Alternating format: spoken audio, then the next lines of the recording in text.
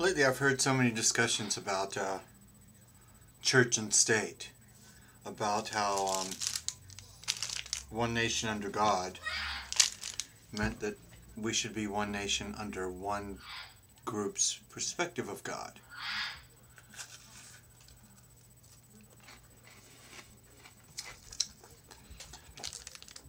Interestingly enough, it didn't say one nation under Allah, one nation under Muhammad, one nation under Jesus, one nation under Buddha.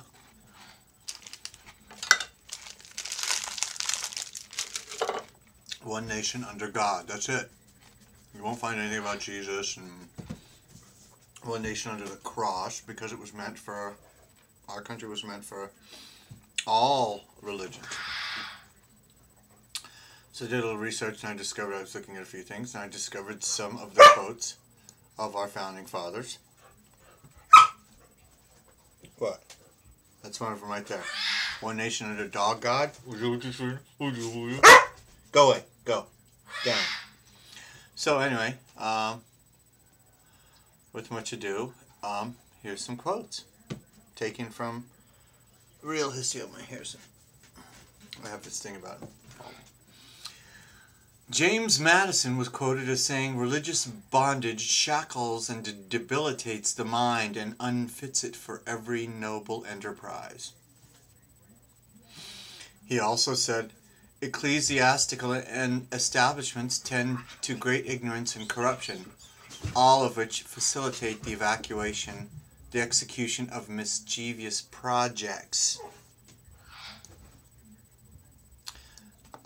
Furthermore, he was quoted as saying, "The purpose of separation of church and state is to keep forever from these shores the ceaseless strife that has soaked the soil of Europe in blood for centuries."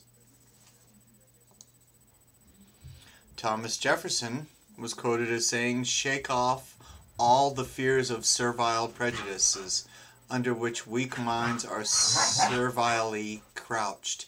Fix reason firmly in her seat and call on her tribunal for every act, every opinion. Question with boldness even the existence of a God, because if there be one, he must more approve of the homage of reason than that of blindfolded fear." He also stated, "In every country, in every age, the priest has been hostile to liberty. He is always in alliance with the despot. They have perverted the purest religion ever preached to man into mystery and jargon, unintelligible to all mankind, and therefore the safer engine for their purpose."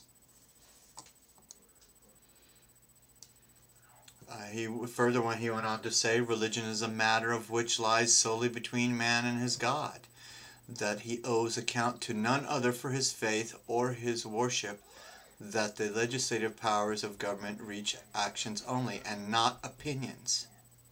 I contemplate with sovereign reverence that act of the whole American people which declared that their legislators should make no law respecting an establishment of religion, or prohibiting the free exercise thereof, thus building a wall of separation between church and state." Benjamin Franklin was quoted as saying, "Lighthouses are more helpful than churches." John Adams was quoted as saying, "This would be the best of all possible worlds if there were no religion in it."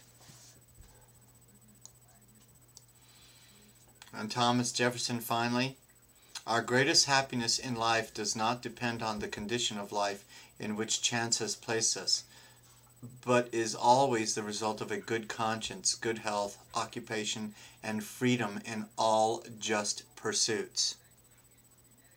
So whatever is going on in the world with people, contemporary religion has become just as prostituted and perverted as it was in Europe.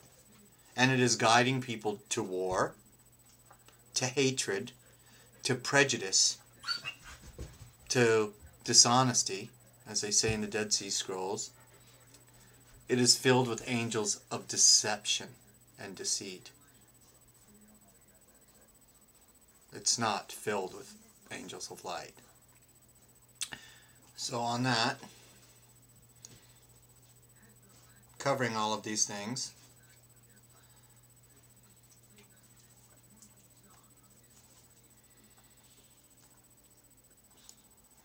I'll leave you with this.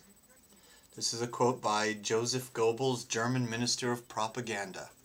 If you tell a lie big enough and keep repeating it, people will eventually come to believe it.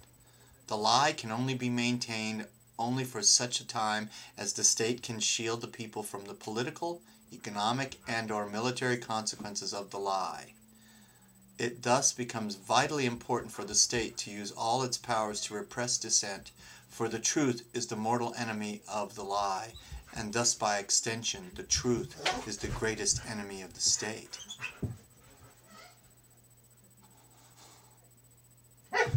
Politics is religion.